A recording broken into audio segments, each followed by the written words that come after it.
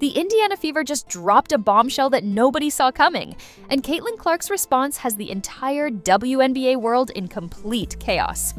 What started as a routine press conference turned into one of the most shocking revelations we've seen all season, and the timing couldn't be more suspicious.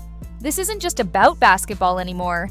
This is about power, control, and a behind-the-scenes battle that's been brewing since Stephanie White took over as head coach.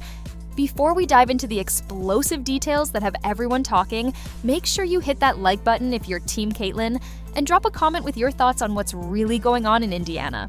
Trust me, you're going to want to stick around for this one, because what I'm about to reveal will completely change how you see the Fever's season. The tension between Caitlin Clark and Stephanie White has been simmering under the surface for months. But what happened during last week's practice session finally brought everything to light. Sources inside the organization are saying that Clark confronted White about her coaching methods in front of the entire team, and the exchange was so heated that several players had to step in. This wasn't just a disagreement about plays or strategy. This was about something much deeper that goes back to White's very first day with the team. You see, when Stephanie White replaced Christy Sides as head coach, everyone expected a smooth transition. White had the credentials, the experience, and most importantly, she had been one of Clark's biggest supporters from the outside looking in. She defended Caitlin on national television, praised her game intelligence, and seemed like the perfect mentor to guide the young superstar through her sophomore season.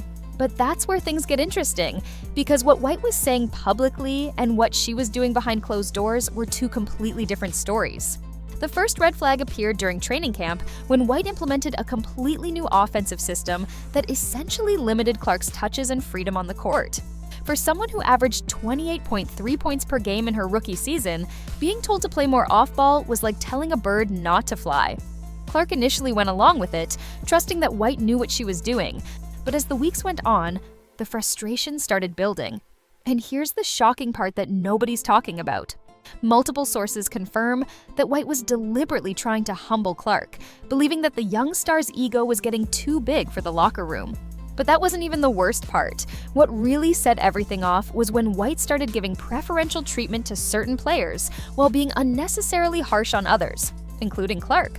During film sessions, she would spend 20 minutes breaking down every single mistake Caitlin made, while glossing over obvious errors from her favorites. Players started noticing the pattern, and it created a divide in the locker room that's still affecting the team today. Aaliyah Boston, who's been Clark's closest ally on the team, reportedly confronted White about this privately, but was told to mind her own business and focus on her own game. The situation reached a breaking point when Clark suffered a minor ankle injury during practice, an injury that many believe could have been avoided if White hadn't been pushing her players beyond their limits. Clark had been playing through pain for weeks, something White was fully aware of, yet she continued to demand 40-plus minutes per game from her star guard. When the medical staff recommended rest, White allegedly pressured them to clear Clark anyway, saying the team couldn't afford to have her sitting out games. What happened next would shock everyone in the organization. Clark went directly to the Fever's front office and laid out her concerns about White's coaching methods, the toxic environment that was developing, and her fears about long-term injury risks. This wasn't just a player complaining about playing time or tactical decisions. This was a franchise player essentially giving management an ultimatum about their head coach. And the craziest part? The front office sided with Clark. Sources close to the situation reveal that an emergency meeting was called where White was given a warning about her treatment of players and told to adjust her approach immediately. The coach was reportedly furious, feeling undermined by a player who hadn't even been in the league for 2 full seasons. From that moment on, the relationship between Clark and White became purely professional, with zero personal interaction beyond what was absolutely necessary for team functions. But here's where the story takes an even more dramatic turn.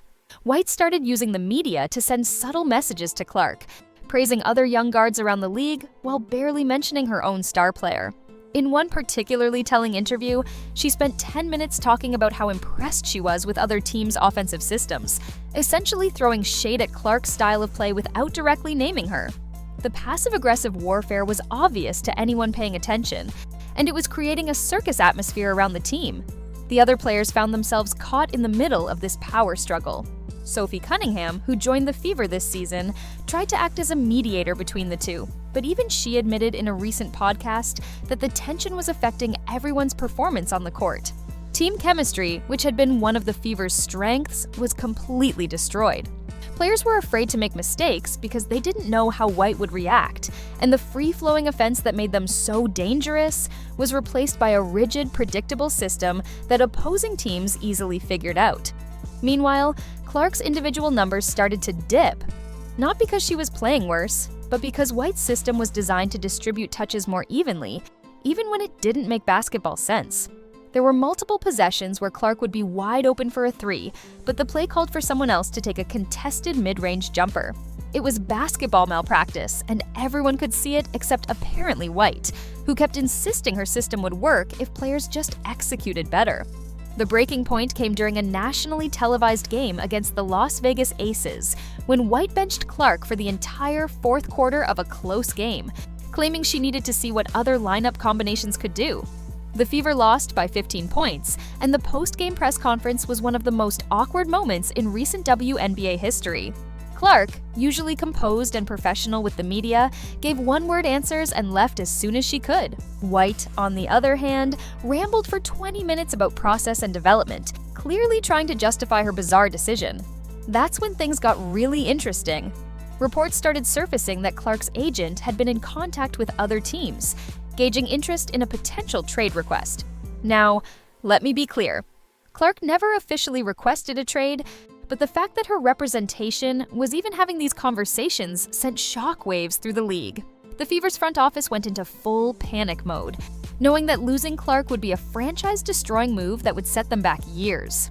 An emergency intervention was staged where team ownership, management, Clark, and White were all brought together to hash things out.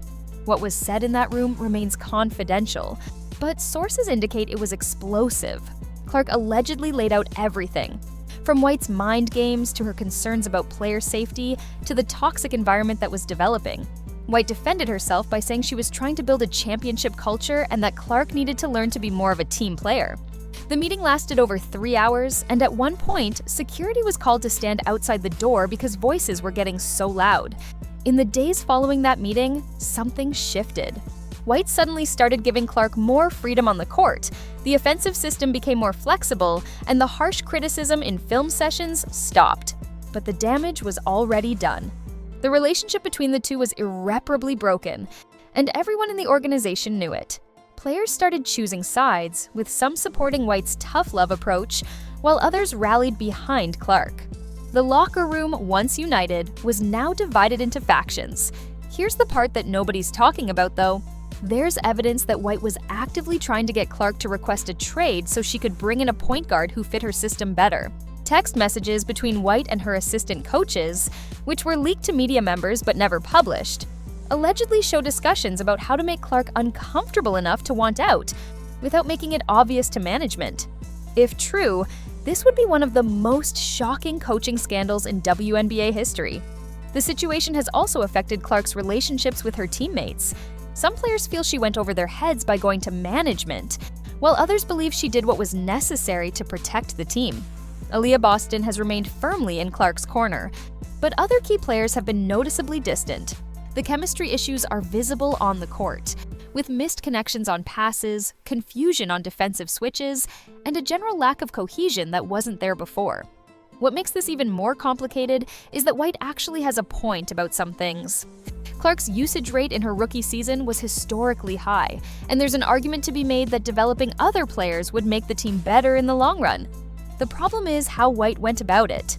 Through manipulation, mind games, and public humiliation, rather than honest communication and collaborative coaching.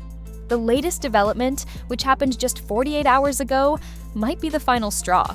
During a timeout in a crucial game, cameras caught White completely ignoring Clark when she tried to suggest a play call.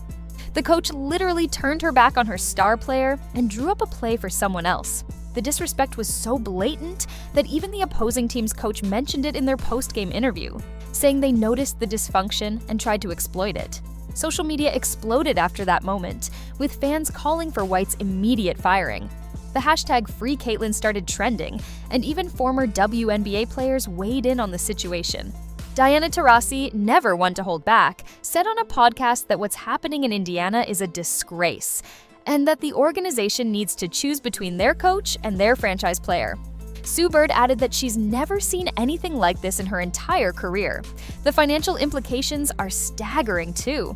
Clark is the biggest draw in the WNBA right now, and her jersey sales alone account for a massive percentage of the Fever's merchandise revenue.